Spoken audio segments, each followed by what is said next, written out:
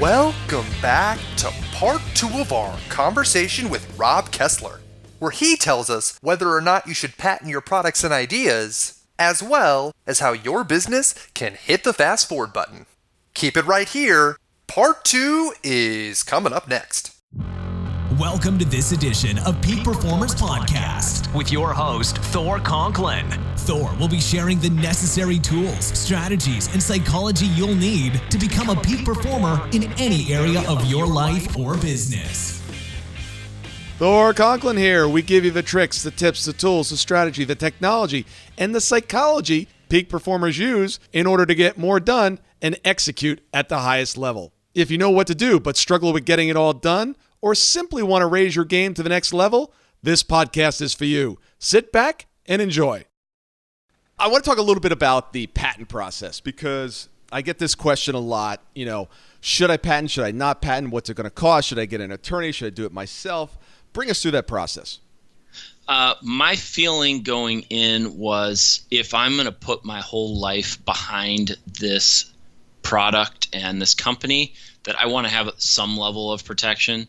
I didn't consider even attempting to do it myself, although most other things in my life I will. My theory is if you can't afford to pay someone, you better figure out how to do it yourself. And so I've had to figure out how to do a lot of things on my own. But I went to a prominent patent attorney in Milwaukee, Wisconsin, where I'm from, and it ended up costing probably 4 times what he thought it would. And it took 2.5 years to get. It's just a tricky game because when you write the patent, as I'm sure some of your listeners know, you write it as big as possible to cover as many potential areas as possible. And they want it as small as possible and as narrow. So it's this game of big, small, and then, you know, hopefully you finally land somewhere in the middle where you got enough protection that you can go out and get your patent. So someone listening, what should they expect as far as a range? You know, look, you're not going to get a patent done going through an attorney for less than X.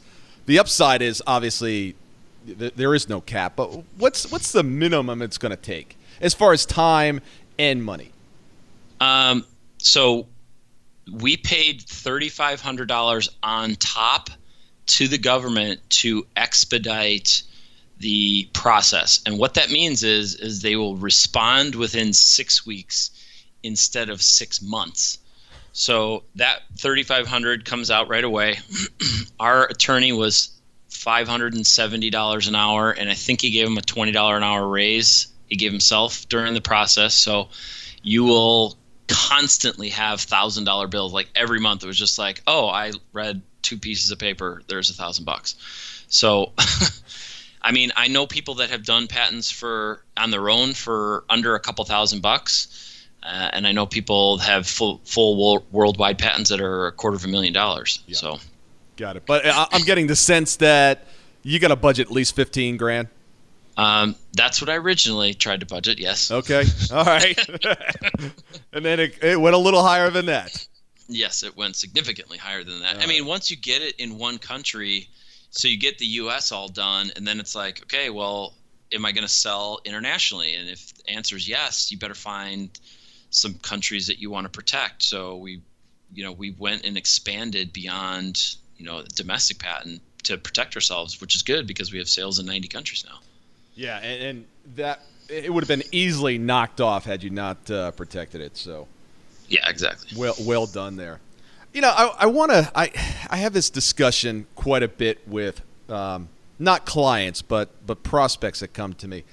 And they're asking for advice on their business and how to make it more profitable. And one of the first things that I'm always talking about is make sure you're doing business with people that can afford to pay your prices. Now, in the past, you were always in a higher ticket price item, real estate, car sales. You're now on a product that is a very low price point. What's your feelings about that? Going from one that had a very high price to a lower price point. My uncle always said, if you want to live like a king, you sell to the paupers, and if you want to live like a pauper, you sell to the kings. And again, I wasn't going to be a fashion guy or inventor. I liked selling. I liked dealing with people, and my path just led this way. But I see this as a product that can go out to the masses, and we're trying to keep the cost as low as possible. So in that volume, we'll be able to make, the hopeful fortune that we're trying to. In the past 5 years, 500 million dress shirts were made, and in the next 5 years, another 500 million dress shirts will be made. So my target is 1 billion dress shirts over the next 5 years that we can try to upgrade after or during production. So I have a huge market to go after, and it just kind of happened the way that it did. It's just a really bizarre path that we led down. I didn't come out and like, I'm going to find something that I can sell to 1 billion people, and you know what I mean? It just kind of, this thing drove me nuts, and turns out they make a lot of dress shirts, and we haven't even broached the polo or the golf shirt market yet, just because I've been so focused on the messaging for dress shirts. So that opens up a whole nother category. Yeah, I really like the opportunity on the manufacturing side, whether you're providing it or just giving them a license for it. Right. Yeah, we would, because it's 100% made in America and we have a proprietary blend of materials, I would probably manufacture and just ship it to their manufacturing plant. So we'll license it, although we'll actually manufacture the product. Interesting. I'm sensing a Shark Tank episode here. If you got a way to get me on there, I'd be happy to bypass the 60,000 other people that are in line. I mean, you would be shocked at how many times I hear that. And it would be incredible. I think working with any of them would be great. I think the opportunity would be amazing. I always find that so fascinating. I'm screaming at the television every time I'm watching it. It's like, guys, girls, it's not about the money. It's not about the percentage, although you got to be careful with the amount of percentage that they want. It's about having them on your team. I mean, it's access. Invaluable. I mean, yeah, the access. And I'm kind of a tinkerer, so I'm always thinking about products, and I have other ideas. So, and I've seen other guys go on and pitch the idea and say, well, if you have other ideas, we want to be a part of that too. And I'm like, okay, well, so I don't have to bootstrap and work from my living room for 2 years and struggle and figure it all out. We can just fast forward, moving forward. That would be excellent. Yeah, literally a month ago, I had this conversation with a good friend of mine. She's setting up a new clothing line, and another friend of ours who is a billionaire in the apparel business wants to work with her, wants to help her. And I'm like, what are you doing? Why are you even deciding not to, why are we even talking? Why are you even here today? Why aren't you there, nailing down the details? And she said, well, I don't want that person to steal the limelight. I'm like, oh my God. I'm like, I was like, we need an intervention over here. Come on. Because the person if she doesn't want the meeting, I'll take it. Yeah. The person that she's going to be doing work with, it just is a beautiful soul, comes from a great place, and is only trying to help her. I mean, they've been friends that trying to help her. It's just like, man, that's what's so valuable. The information, the contacts, yes, all that. Have somebody like that in your corner is just, it's a game changer. Absolute game changer. It's a fast forward button. I mean, yeah, you can struggle and try to figure it all out, but it's the balance of getting to profitable, getting to all the places you want to be. Doing it slow and methodical isn't always the best route. It's usually not the best route. I mean, I think business owners have a hard time giving up control a lot. I watch The Profit and Shark Tank all the time, and you can see when a business owner is suffocating his own business because they won't give up the control. Yeah. And it just makes it so much harder. Yeah, that ego will absolutely kill you. Oh, yeah, it'll drown you in a second. I suffered from that in one of my businesses. It's like, I can make this work, right? Anything I set my mind to, I can make this work. Well, guess what? The business, the economy, and my customers had a different opinion. And man, it was a hard lesson. I just kept throwing money at it.